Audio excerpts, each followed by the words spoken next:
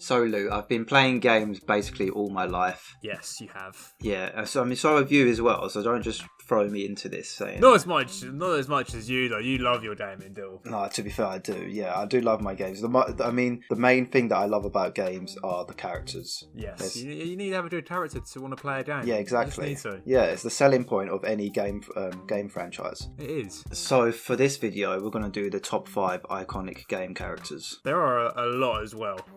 When we thought, let's do this, we were like, there's going to be a lot of characters to choose from. No, yeah, there is, but I think we've done a good job. We have. Based on like generalizing as well. Yeah, exactly.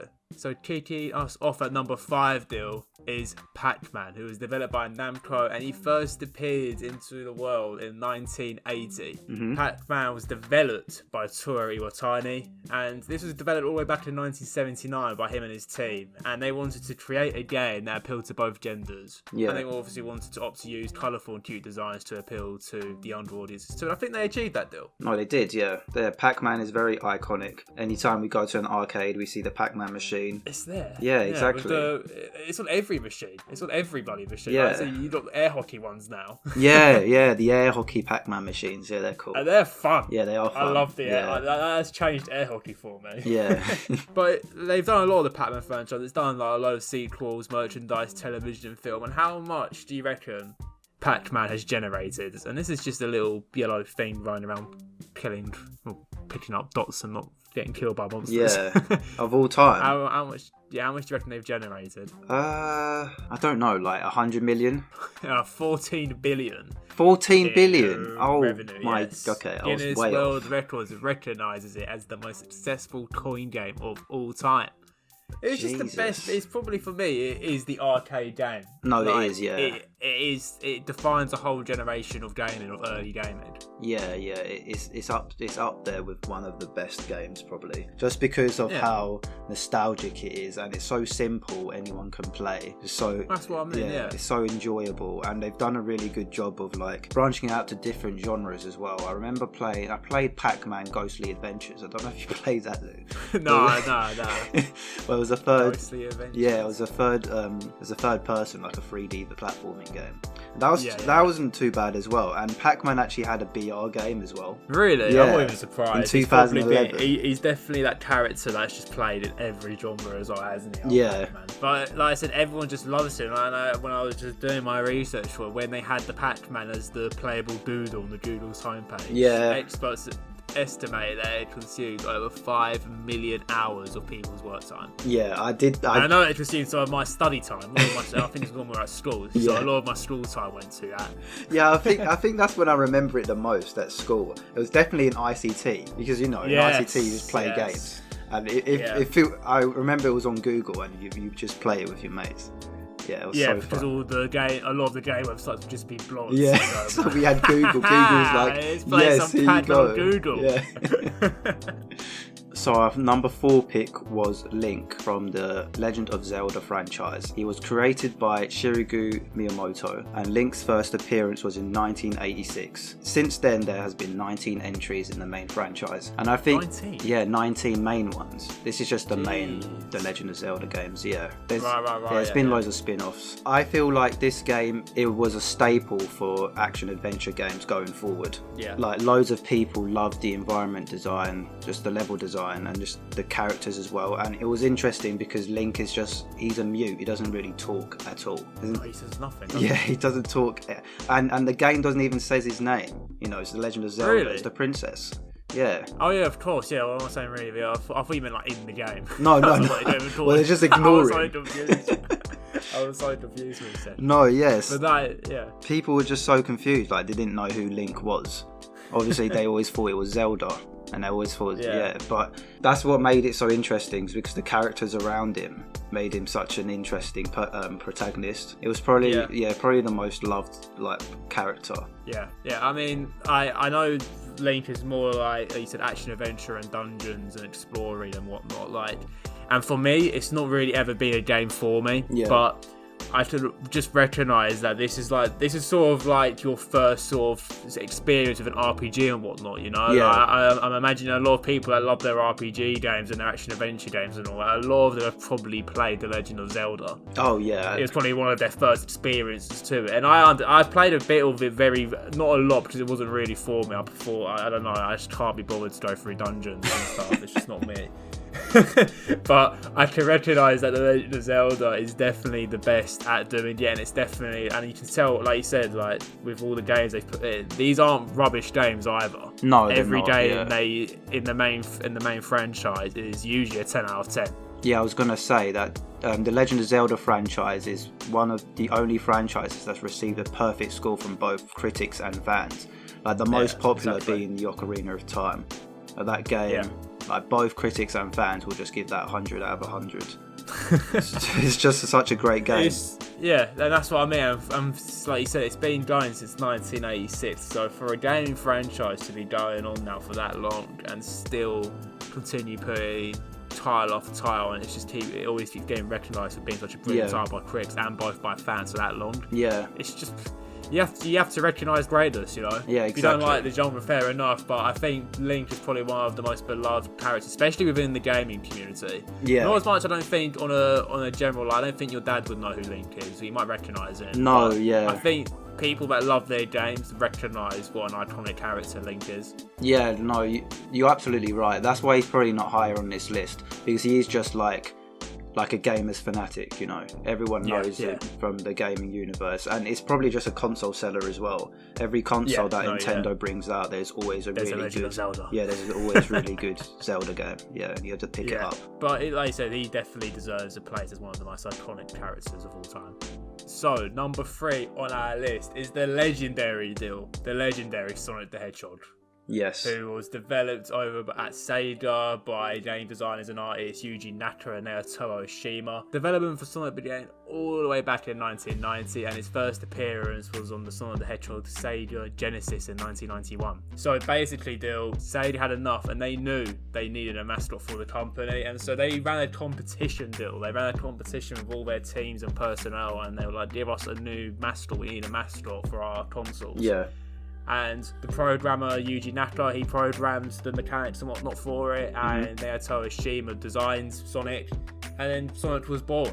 So, and for me, I'm glad that they gave birth to him because Sonic was he probably defines the culture of like just video gaming in general throughout the 1990s. Oh yeah. I don't think there's been a lot of game characters that have become part of the culture of gaming in such a short amount of time. But I think throughout the 90s, it felt like Sonic had been around for decades. Like, he was just so popular and everyone just loved this little head. No, yeah, it was definitely a selling point, especially for the Mega Drive and the Sega Genesis as well. Like, Sonic was just such a popular character because of those two consoles. I love Sonic because the idea of just finishing a game as fast as you can, it's just so appealing. And obviously Sonic was speed running. Yeah, it's probably the first speed running like iconic kind of game.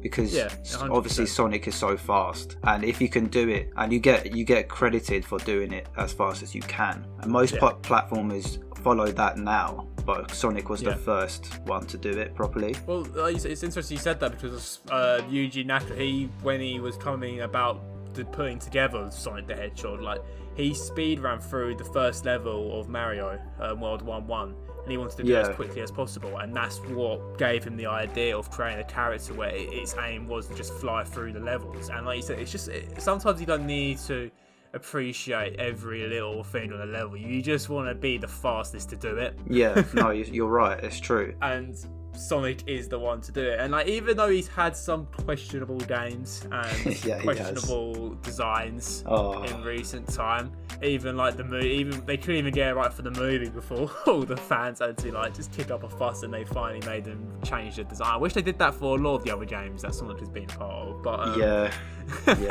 but I think even though he's gone through all that, he's still probably one of the most beloved little gaming characters around. I think it's hard to find someone that doesn't like Sonic. Yeah, exactly. Yeah, they've done it. Like you said, there has been a lot of terrible designs and there's been a lot of bad games. You know, like 2006 Sonic, which really stands out to me. And playing through Sonic Heroes again and with the terrible camera. Yeah, the thing is with Sonic 2006, and like that was one of my first actual Sonic games I owned. Like, obviously, I played all the original ones at my cousins and whatnot. But yeah. Sonic 2006 was one of the first games I was given. Oh, okay. And I loved Sonic 2006. I thought it was so cool with the characters and like Silver and all that, and I was like, this is so amazing. And obviously since then I have seen YouTube videos here and there and I'm just like, really? And I don't want to pick it up ever again because the 10-year-old me holds that game in his heart. So there's no need for me to revisit that part again. Yeah, I remember when I first got that game, I had the same thoughts as well. I thought it was a really good game. Like obviously back then the graphics looked good as well. Silver, it looks amazing. Yeah, Silver was so cool. With his psychic powers as well, not relying just on speed. That also made it really cool to buy. But then looking back at it, it's just really weird. Like, why is this hedgehog in love with this human girl?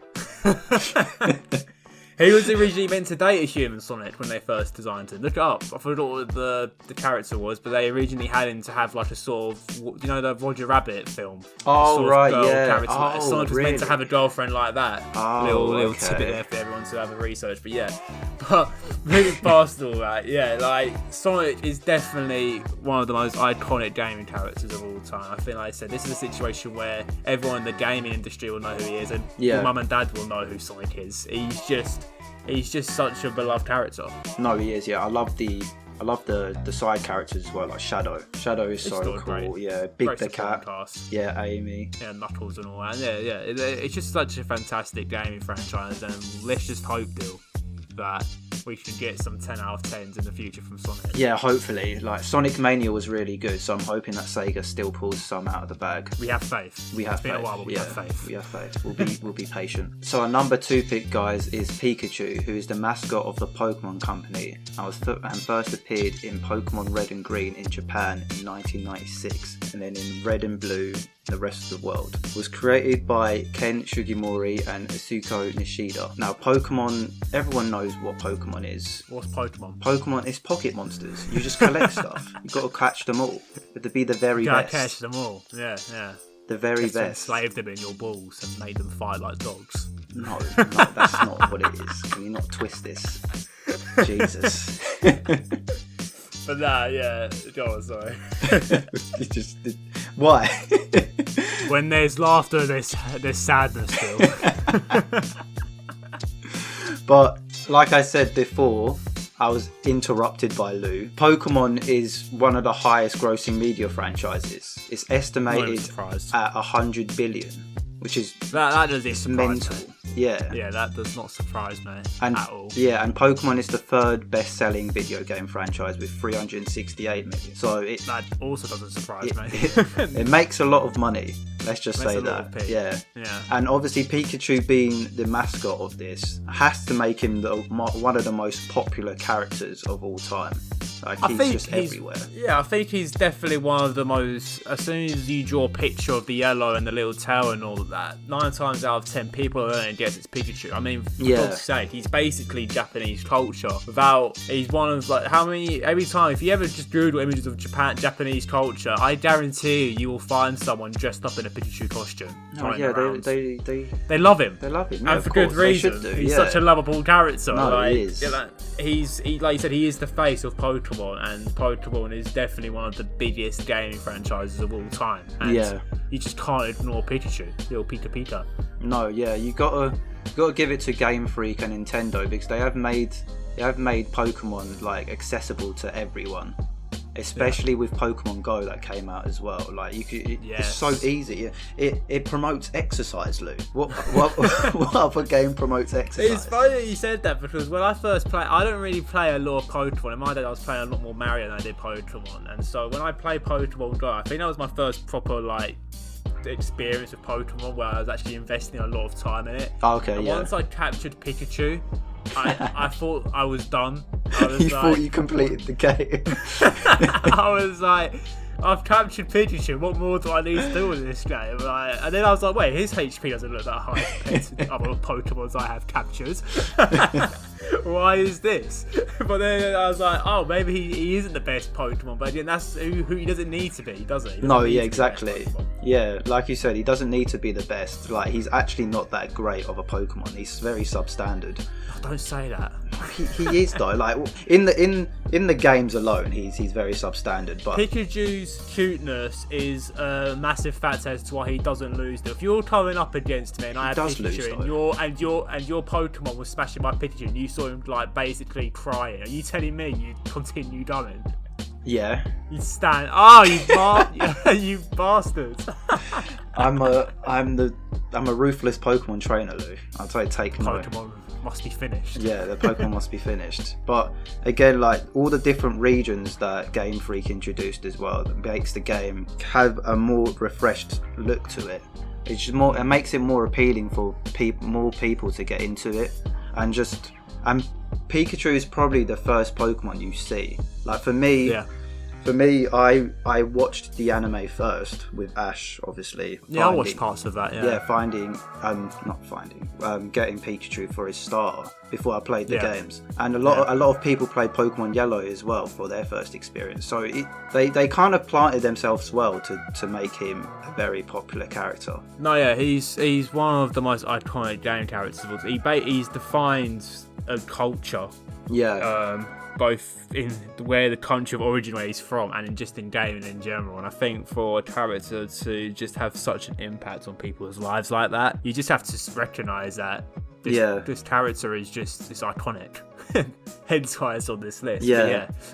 The thing is as well, which is just it's interesting to see what Japan will do with Pikachu in the Olympics next year, Lou, because he is going to be a massive mascot for that as well. I will bet money on it that he will be the opening ceremony. The opening ceremony will be Pikachu. Imagine he's like one of the contenders for 100-meter sprints. I would love that. Wins. That would make me watch the whole of the Olympics if he just had some guy in the Pikachu mascot outfit. It would come dead last in all of the events, but it would make me watch it. You just imagine him running doing 100 metres. He must be so hot, just dying, just sweating. But make it happen. Put this iconic character in the Olympics. So that's how you get viewership. Yeah, exactly.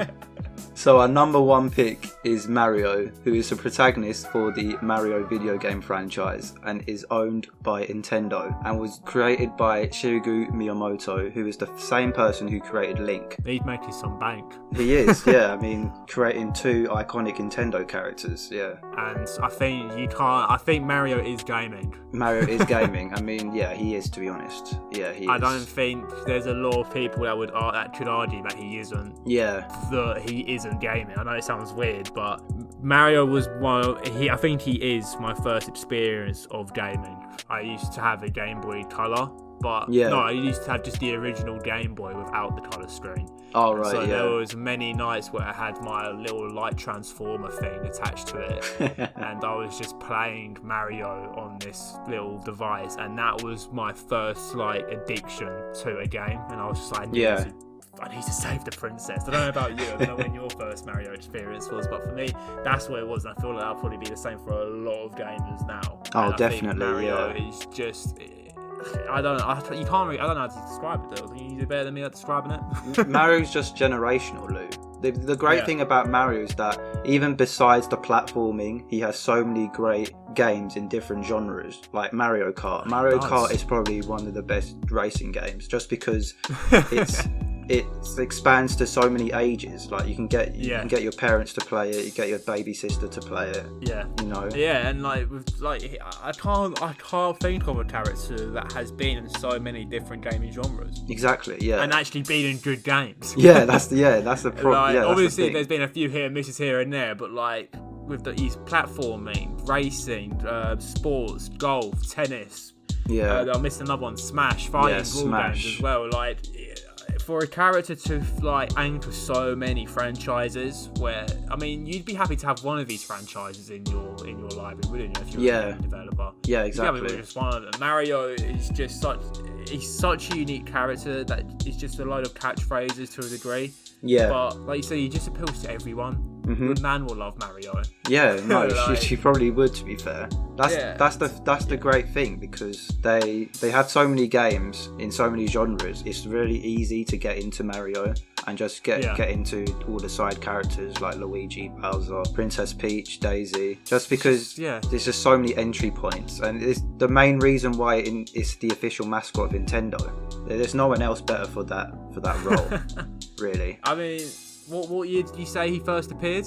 1981 in Donkey Kong. Bloody hell, exactly, 1981. So by the time we were born, Dill, he was already around for 15 bloody years. Like, Yeah, exactly. Yeah. for a character that's had that sort of longevity, I don't know.